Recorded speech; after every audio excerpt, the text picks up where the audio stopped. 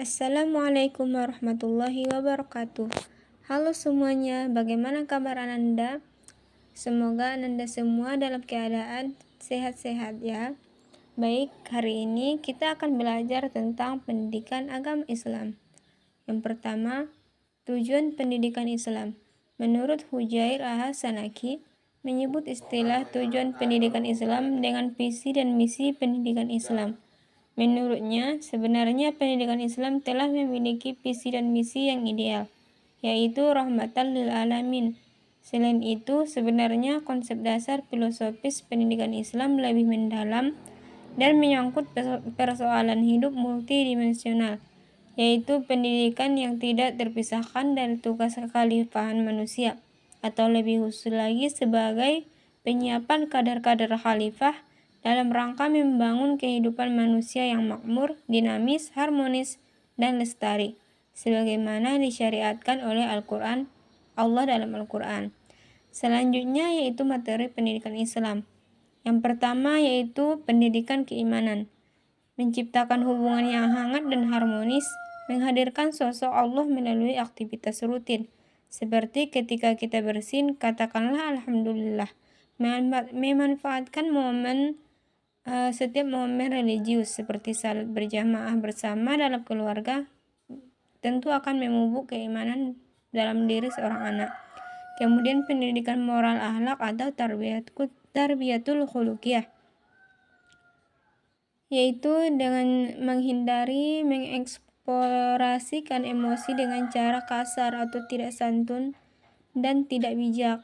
Memperhatikan pendidikan mengenai yang hak dan yang batil. Kemudian pendidikan jasmani, yaitu dengan memenuhi kebutuhan makanan yang seimbang, memberi waktu tidur dan aktivitas yang cukup bagi anak akan memberikan pendidikan jasmani yang baik bagi seorang anak. Kemudian pendidikan rasio. Menurut Kamus Psikologi, istilah intelektual berasal dari kata intelek, yaitu proses kognitif atau berpikir. Kemudian pendidikan kejiwaan atau hati nurani. Pendidikan ini diharapkan mampu memberikan kebutuhan emosi dengan cara memberikan kasih sayang, pengertian, berlaku santun dan bijak, dan menumbuhkan rasa percaya diri pada seorang anak. Kemudian pendidikan sosial atau kemasyarakatan merupakan aplikasi hablum minan nas, sebagaimana manusia sosial yang dapat menghargai hak dan kewajiban setiap individu dan masyarakat lainnya. Kemudian pendidikan seksual atau tarbiyatul syahwaniyah, yang merupakan pendidikan penting dalam Islam. Kita dapat menggunakan pendapat preventif dengan menanamkan nilai-nilai agama yang akan menjadi ilmu pengetahuan bagi seorang anak. Selanjutnya yaitu metode pendidikan Islam. Metode pengajaran agama Islam ialah cara yang paling efektif dan efisien dalam mengajarkan agama Islam. Pengajaran yang efektif adalah mengajarkan yang dapat dipahami secara sempurna.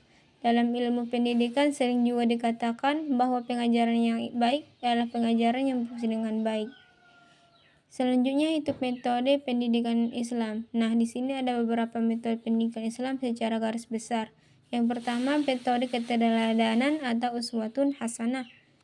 Nah, ini merupakan metode yang pertama karena kita sebagai seorang pendidik harus memberikan nilai-nilai yang positif sehingga seorang anak didik dapat mencontoh perilaku yang baik dari pendidiknya. Kemudian metode pembiasaan, misalnya membiasakan seorang anak untuk sholat dari waktu kecil sehingga ia terbiasa dan tidak terbebani ketika ia tumbuh dewasa. Ketiga, metode nasihat. Ini merupakan metode yang sering digunakan baik ia dalam keluarga maupun masyarakat.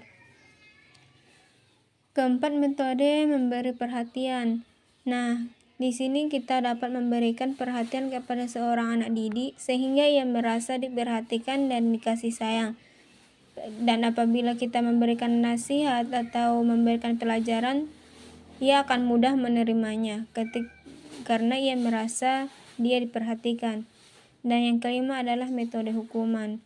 Ketika seorang anak melakukan suatu perbuatan yang tidak baik, maka metode hukuman dapat diperlakukan kepada anak tersebut untuk memberikan rasa jera supaya ia tidak mengulangi kesalahan yang serupa untuk kembali.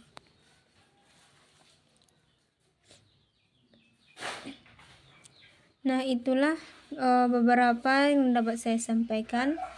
Semoga kali ini semuanya dapat dipahami, dan kurang lebihnya saya mohon maaf. Wabillahi taufiq wal hidayah. Assalamualaikum warahmatullahi wabarakatuh.